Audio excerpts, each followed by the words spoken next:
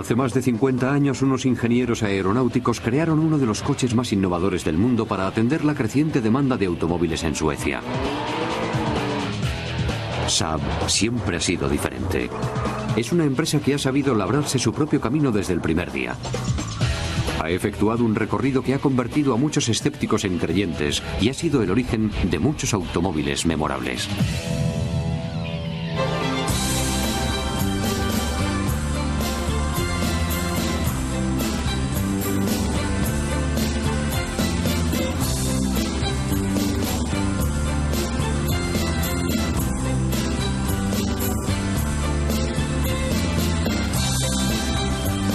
Grandes coches.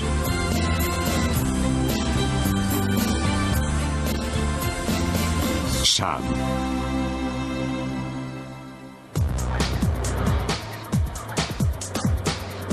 Hoy en día, Saab es una de las marcas más reconocidas del mundo. Sus coches deportivos, elegantes y lujosos, se han convertido en un clásico moderno. Saab ha creado una línea característica de descapotables, berlinas, coupés, coches familiares e incluso un todoterreno. En todos ellos se observa una cierta falta de ostentación escandinava, pero son coches muy ágiles que se encuentran a gusto en cualquier parte. La historia de Saab comienza cuando el mundo se preparaba para la guerra. A mediados de los años 30, la guerra en Europa parecía inevitable. Adolf Hitler estaba rearmando a Alemania y Benito Mussolini estaba militarizando Italia. Había que prepararse para lo peor. Aunque durante la Segunda Guerra Mundial Suecia mantuvo una política de neutralidad, su primer ministro Per Albin Hansson se aseguró de que el país estuviese listo para defender sus fronteras. Sin embargo, para ello tenía que mantener un precario equilibrio entre el Reich alemán que había rodeado el país y los aliados. Hansson sabía que Suecia tendría que fabricar sus propias armas con las que respaldar su neutralidad en la guerra, y pidió a Volvo que fabricase tanques y camiones. Después, en mayo de 1937, el gobierno sueco creó la Svenska Aeroplan Aktiebolaget, o Saab, para fabricar aviones de guerra. Sus primeros aviones se inspiraron en los Junkers alemanes. La Saab construyó esos aviones bajo licencia mientras desarrollaba sus propios proyectos originales. El Saab 17 fue el primer avión diseñado y fabricado por Saab. Emprendió su vuelo inaugural en mayo de 1940. Era un avión versátil diseñado para funcionar como caza, bombardero y avión de reconocimiento. Permaneció en uso hasta los años 50. Los ingenieros de Saab aprendían con rapidez y en 1942 estuvieron listos para lanzar un nuevo bombardero de ataque hecho completamente de acero, el Saab 18. Una versión mejorada, el B-18, fue el bombardero bimotor más rápido del mundo que alcanzaba una velocidad máxima de 566 km por hora. Los aviones Saab continuaron mejorando. En 1945 se había diseñado un caza de combate letal de una sola plaza armado con un cañón y ametralladoras. Este avión de hélice que llevaba el motor en la parte de atrás resultó la base ideal para fabricar el primer jet de la empresa, el 21A, que en 1947 se convirtió en el caza 21B.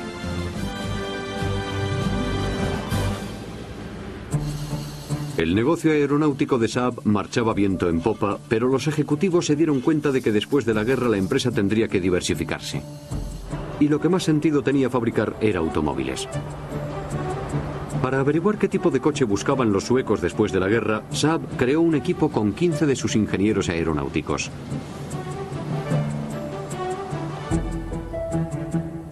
Sixten Sasson, un delineante, recibió el encargo de diseñar la forma del coche y Gunnar Lindström se ocupó de dirigir el equipo. En abril de 1946 se comenzó a trabajar en el primer prototipo, el Saab 92001. El resultado fue un coche que no se parecía a ningún otro. El diseño de inspiración aeronáutica de Sasson resultaba inconfundible. El primer y futurista prototipo estuvo listo para lanzarse en 1946. Su estructura aerodinámica ofrecía un coeficiente muy bajo de resistencia al aire. La carrocería de aluminio soldado parecía un solo cuerpo desde el parabrisas hasta el parachoques de atrás.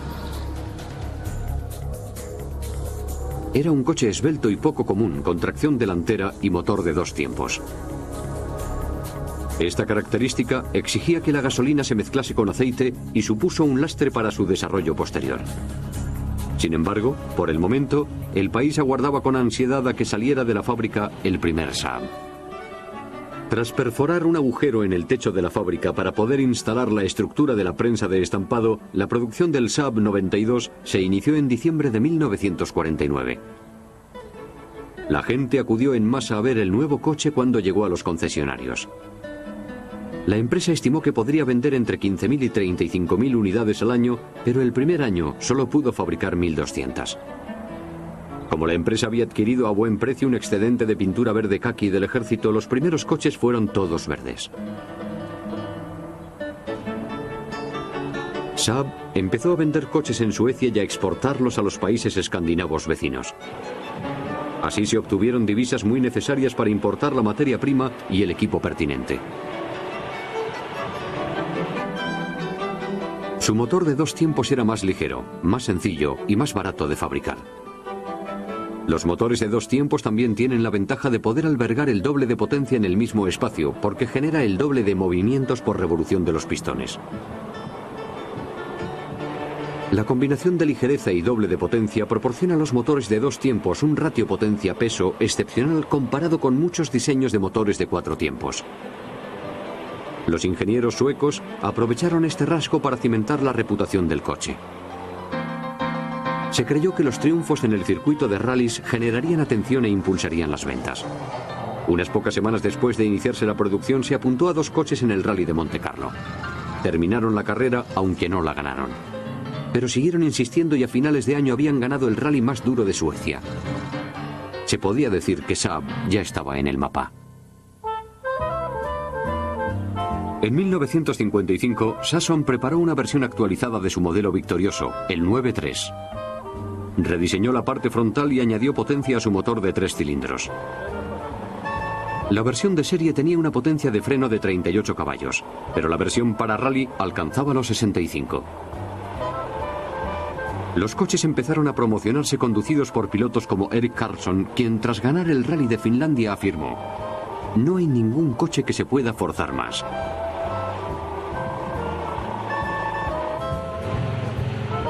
No todo el mundo quería competir. Había gente que se sentía atraída por los Saab porque eran deportivos y divertidos. Era un coche económico que abría nuevos mundos a las familias suecas. Les encantaba su travieso motor de 2 tiempos, que podía convertir un fin de semana en el campo en un rally. En 1956, Saab causó sensación en el Salón del Automóvil de Estocolmo cuando presentó su primer coche deportivo, el Saab Sonet Super. Era un deportivo biplaza de techo descubierto.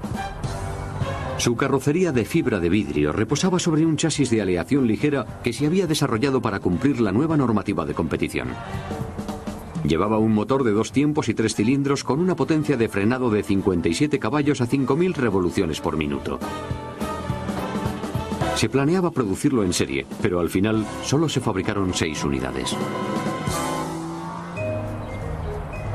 Sin embargo, otros modelos más convencionales sí se produjeron en serie. El primer coche familiar de Saab, el 95, se presentó en 1959. Sixten Sasson diseñó un vehículo esbelto con una cantidad increíble de espacio interior. Disponía de un tercer asiento plegable mirando hacia atrás que lo convertía en un vehículo de 7 plazas. Y había más modelos nuevos en lista de espera. En 1960, Saab presentó el 96, que era un poco más grande y más redondeado. El 96 tenía sistema de ventilación y un motor más potente. Fue el coche de mayor éxito de la empresa y se produjo a lo largo de toda la década de los 60. La producción anual se incrementó de 30.000 a 50.000 unidades. Lundström invitó a los ingenieros a encontrar un sustituto al motor de 4 tiempos. El de 2 tiempos tenía limitaciones muy serias.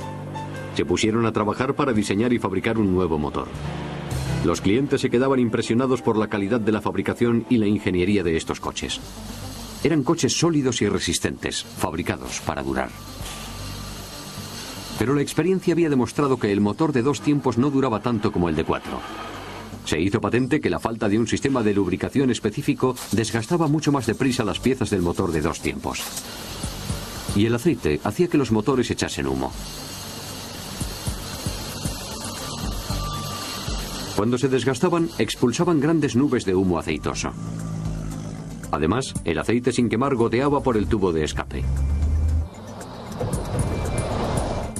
Ljungström sabía que las desventajas del motor de 2 tiempos eran insuperables.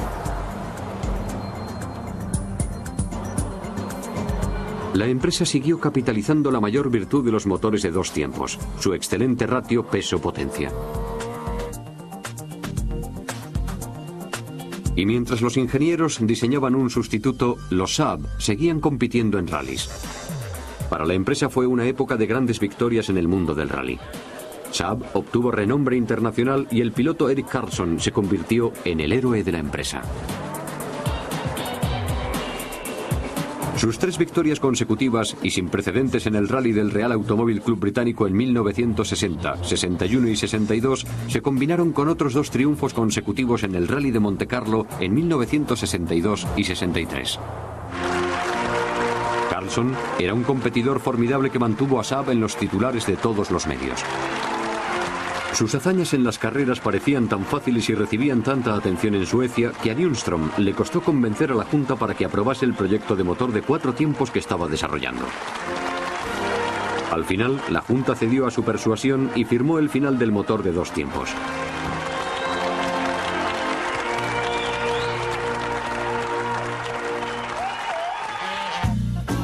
En 1966, un emocionado Ljungström presentó los revisados Saab 9.5 y 9.6 con un motor Ford V4 de 4 tiempos.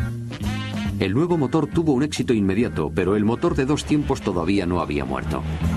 Ese mismo año se relanzó el Sonnet, equipado con el Montecarlo de Saab, un motor de 2 tiempos y 3 cilindros. Se esperaba que este deportivo biplaza atrajese a los compradores estadounidenses. Pero en un mercado en el que los triunfos en los rallies europeos tenían muy poca relevancia, hubo que eliminar el motor de 2 tiempos. En 1968 se reemplazó por un V4 y las ventas empezaron a cobrar fuerza. Ese mismo año se produjo un triste suceso. La muerte de Sixten Sason empañó el comienzo de una nueva era para Saab. El motor de 2 tiempos había pasado a la historia y Saab estaba a punto de lanzar su modelo de mayor éxito hasta la fecha. Suecia y el resto de Europa occidental eran cada vez más prósperas y había llegado la hora de fabricar un coche para los nuevos tiempos. Saab estaba lista para surtir ese mercado más adinerado con el 99, un coche completamente nuevo. El 95 y el 96 continuaron fabricándose, pero el 99 significaba la apuesta por el futuro.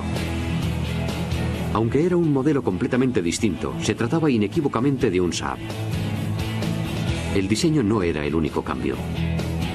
El nuevo coche estaba repleto de innovaciones.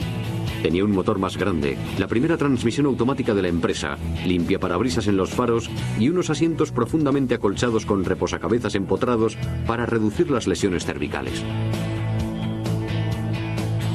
El motor original del 99 estaba diseñado por la empresa británica Triumph. Al final se sustituyó por un motor sueco de 4 cilindros. Como estaba planeado, este modelo catapultó a Saab hacia una nueva etapa. El 99 se mejoró constantemente. Para exhibir su último y más potente modelo, Saab regresó al circuito de rallies. Y se introdujo un elemento nuevo, la alimentación turbo. En 1979, Steve Blomqvist ganó el Rally de Suecia con un Saab 99 Turbo. Fue la primera vez que un motor turbo ganaba un rally del Campeonato del Mundo. El Saab Turbo se convirtió en un objeto de culto. Se presentó en el Salón del Automóvil de Frankfurt de 1977 y recibió una gran cobertura mediática. Saab no fue la única empresa que introdujo nuevas tecnologías en el mundo de los rallies. pronto resultó sobrepasada por competidores más acaudalados y tuvo que retirarse de las carreras. Centró sus esfuerzos en mejorar los procesos de diseño y fabricación. Instaló nuevos sistemas informáticos y llenó sus fábricas de robots. El resultado de estas inversiones fue el Saab 900, que se convirtió en un clásico instantáneo. Se fabricó desde 1979 hasta 1993. Fue enormemente popular y se vendieron cientos de miles de unidades en todo el mundo. La popularidad del 900 radicaba en su gran cantidad de extras. Tenía suspensión independiente, amortiguadores de anillo y frenos de disco en las 4 ruedas. Llevaba paragolpes autorregenerables, asientos con calefacción, lavafaros, sistema de frenado antiblocaje y un revolucionario filtro de aire en el sistema de ventilación, ideal para la gente con alergias. Además, por supuesto, de motor turbo opcional. La versión Cabriolet tuvo un éxito inmediato cuando se lanzó en 1986. El primer año se vendieron más de 27.000 unidades. El 900 cumplía todo lo que prometía. Iba dirigido al mercado de semilujo, pero Saab estaba lista para apuntar todavía más alto. Estaba buscando un diseño nuevo destinado a cautivar a un comprador más interesado en el estilo. El Saab EV1, un prototipo experimental diseñado en 1985, sirvió de vehículo de pruebas para un coupé deportivo más avanzado. Estaba fabricado con nuevos materiales que los ingenieros de Saab querían probar, como los plásticos reforzados de fibra de carbono. El sistema de ventilación empleaba células solares en el techo para mantener el coche fresco mientras estaba aparcado al sol. Su motor turbo de 16 válvulas y 285 caballos de potencia le proporcionaba un rendimiento impresionante. Pero era solo un prototipo y Saab necesitaba un modelo para el mundo real. Contrató a la legendaria empresa italiana Giorgetto Giugiaro para diseñar su primer modelo para el mercado de coches más grandes, el 9000. Con el 9000, los ingenieros de Saab trataron de alcanzar el más alto nivel de rendimiento, conducción, comodidad, seguridad y diseño.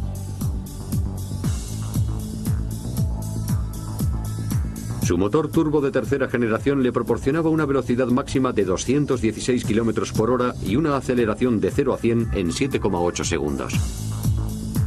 Era un coche grande con rendimiento de deportivo. En 1988, Saab fabricó su primer coche de 4 puertas, el 9000 CD. Era un coche destinado a familias y ejecutivos. Los nuevos e innovadores modelos resultaban cada vez más caros de diseñar, fabricar y promocionar. A finales de los años 80 se inauguró una etapa de fusiones corporativas y los ejecutivos de Saab se dieron cuenta de que la empresa necesitaba ayuda para sobrevivir. No eran los únicos.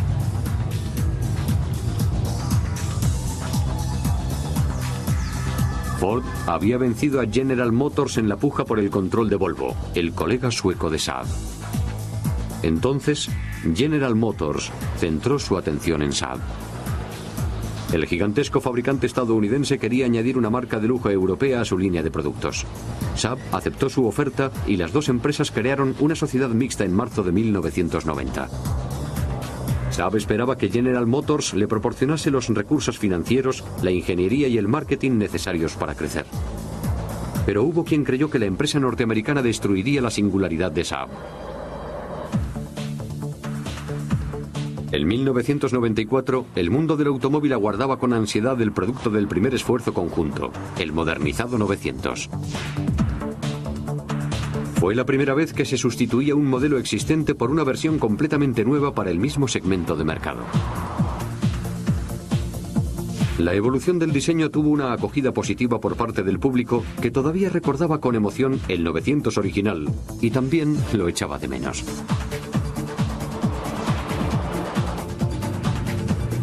En 1994 se presentó una versión actualizada del Cabriolet 900 en el Salón del Automóvil de Detroit. Como el resto de la serie 900, se ofrecía con un nuevo motor turbo de 2 litros. El 900 también iba equipado con el primer motor V6 disponible en un Saab.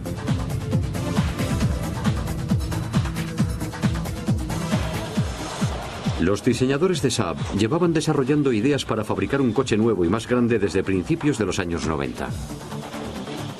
Sin embargo, el proyecto se había retrasado repetidamente y al final se había descartado. Pero en febrero de 1993 se resucitó. Se reunió a 7 ingenieros para empezar a trabajar desde cero en el proyecto 640. Cada uno de ellos tenía que diseñar una maqueta entre las cuales se seleccionaría el nuevo coche. El modelo pasó del ordenador a la fábrica en menos de 3 años. El 9.5 reintrodujo rasgos típicos de los Saab como el capó en forma de concha, la ignición montada en el suelo o la cerradura de contacto para la marcha atrás de los que carecía su predecesor, el Saab 9000. El nuevo 9.5 conservaba elementos existentes de los Saab como su especial preocupación por la seguridad, el pilar C curvado y el diseño ergonómico general, sobre todo en lo relativo al conductor. Saab se había propuesto superar sus ya elevados niveles de seguridad y fabricar el coche más seguro hasta la fecha.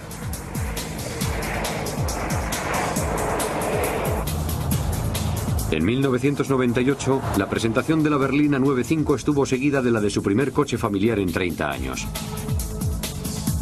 Las inversiones de General Motors habían ayudado a Saab a ampliar su línea de productos. A pesar de los nuevos modelos, la rentabilidad de Saab no cumplía las expectativas de General Motors.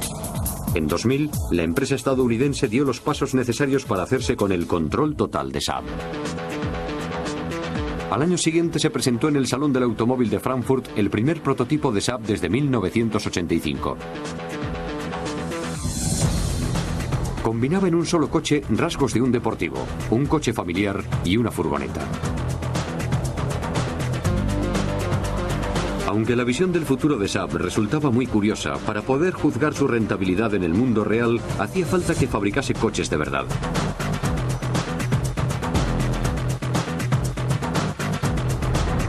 No hubo que esperar mucho tiempo. En 2003 la empresa lanzó un modelo para rivalizar con Mercedes, Audi y BMW, la berlina deportiva 9.3. Era un coche de alto nivel, deportivo y divertido de conducir, dirigido a un comprador más joven de entre 35 y 45 años. Se consideraba un producto base que serviría de plataforma para otras versiones. Estaba diseñado para crear una sensación de movimiento aunque estuviese parado.